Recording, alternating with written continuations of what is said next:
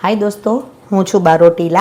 આપણે બનાવી રહ્યા છીએ હોળી માટે સ્પેશિયલ ગળી સેવ ઘઉંની, જે ઓસાઈને ખાવાની છે। આ સંચામાં થયેલી છે, ઓરિજિનલમાં આ પાટિયા ઉપર બને, પણ હવે કોઈ કરતું નથી, હવે મશીનમાં થાય છે। એને આપણે આ રીતે ભાગી નાખવાની છે। બહુ ભૂકો નહીં કરવાનો, ખાલી આમ હાથથી પ્રેસ કરીએ એટલે આ તૂટી જાય।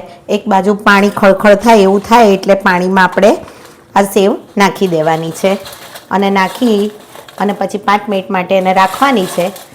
પાણીનો બરાબર ઉછાળો આવી જવા દેવાનો છે અને ગેસની ફ્લેમ ફાસ્ટ જ રાખવાની છે। આના થતાં બિલકુલ વાર લાગતી નથી। આ હોળી પર સ્પેશિયલ ખાવા માટે આ બને છે।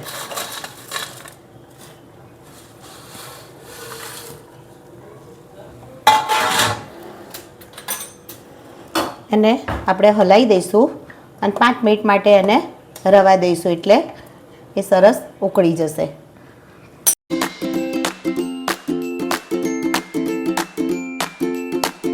પાંચ જ મિનિટની અંદર આ સેવ ઓસાઈ જાય છે અને ઓસાઈ જાય એટલે આપણે એને એક તોસણાની અંદર કે તપેલીની ઉપર સ્ટેન્ડ મૂકીને આવી રીતે ચાણી મૂકવાની અને ચાણીની અંદર આ રીતે સેવને ઓસાઈ લેવાની।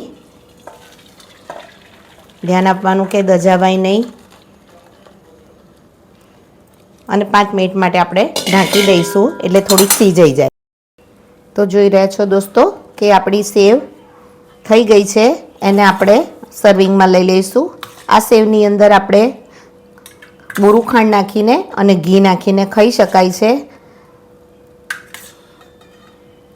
અને આમાં ઘી થોડુંક સરખું હોય તો સારી લાગે છે।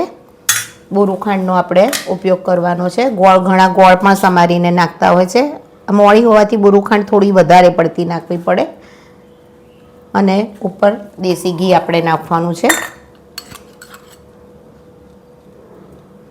તો તૈયાર છે દોસ્તો આપણી મસ્ત મજાની ગળી સેવ। હોળી સ્પેશિયલમાં આ ખાઈ શકાય છે।